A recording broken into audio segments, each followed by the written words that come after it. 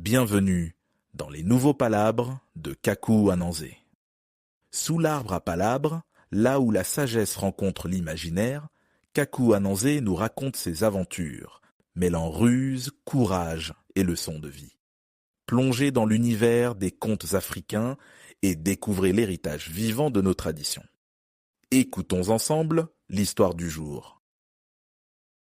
Kaku Ananzé est la sorcière du fleuve. Il était une fois, dans un village africain vibrant de couleurs et de chants, un homme nommé Kaku Ananzé. Il était connu pour son esprit vif et ses histoires pleines de sagesse. Mais le jour vint où même Ananzé fut dépassé par les défis de la vie. La saison sèche avait duré trop longtemps, et ses cultures mouraient lentement sous le soleil brûlant. Ananzé, désespéré, savait qu'il devait agir pour sauver son village de la famine.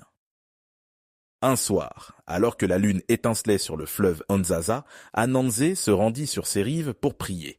C'est là qu'il entendit un murmure ondoyant, mélodieux comme les vagues, caressant les pierres. C'était Nkara, la sorcière du fleuve, dont les pouvoirs étaient connus pour dominer la pluie et le vent. Elle émergea du fleuve, ses cheveux semblables à des algues se mêlant au courant. « Tu cherches la pluie, Ananzé ?» dit-elle d'une voix douce mais puissante, « et je peux te la donner, mais sache qu'un tel don demande un prix de la taille d'une montagne. Pour que la pluie tombe, tu dois m'offrir l'âme de quelqu'un que tu aimes. » Ananzé frissonna à cette demande cruelle. Il aimait sa femme, ses enfants, ses amis. Comment pourrait-il sacrifier l'un d'eux pour la pluie? Mais la vision des champs desséchés et des enfants affamés tourmentait son esprit. Ananzé se retrouva plongé dans un dilemme qui lui fit perdre le sommeil. Il retourna au village, où il réunit ses proches et leur raconta la proposition de Nkara. Ensemble, ils réfléchirent longtemps. Puis, comme l'aube pointait à l'horizon, une idée germa dans l'esprit d'Ananzé. Et si le sacrifice n'était pas une vie, mais quelque chose de plus précieux encore? Se demanda-t-il. Avec l'accord de sa famille, Ananzé retourna voir Nkara. « Ô grande sorcière du fleuve, dit-il humblement, je t'offre l'amour de notre communauté. C'est l'âme la plus précieuse que je connaisse, car elle unit chacun d'entre nous. Nous offrons notre solidarité, nos chants, nos danses et notre joie, afin que tu nous arroses de ta bienveillance. » Nkara fut touchée par la générosité d'Ananzé et sa compréhension du véritable amour. Elle sourit et fit un geste gracieux. Soudain, le ciel s'ouvrit et la pluie tant attendue commença à tomber, arrosant la terre assoiffée.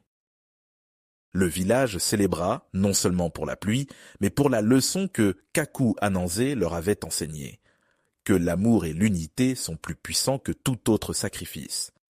Et ainsi, ils chantèrent des louanges à Ananzé, le sage et l'astucieux, qui avait une nouvelle fois sauvé la journée avec sa ruse et son cœur aimant. L'amour et la solidarité sont plus précieux que toute possession matérielle et peuvent surmonter les plus grandes difficultés.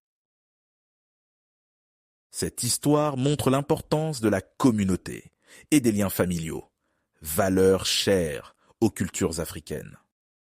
Ananzé incarne la sagesse collective, prouvant que l'unité et l'amour sont des forces puissantes qui peuvent changer le cours des événements.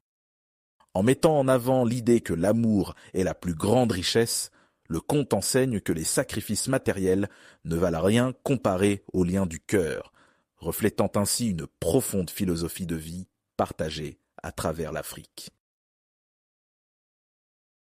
Merci d'avoir écouté les nouveaux palabres de Kaku Ananzé. Si cette histoire vous a plu, n'hésitez pas à laisser un commentaire, à aimer et à partager cet épisode autour de vous.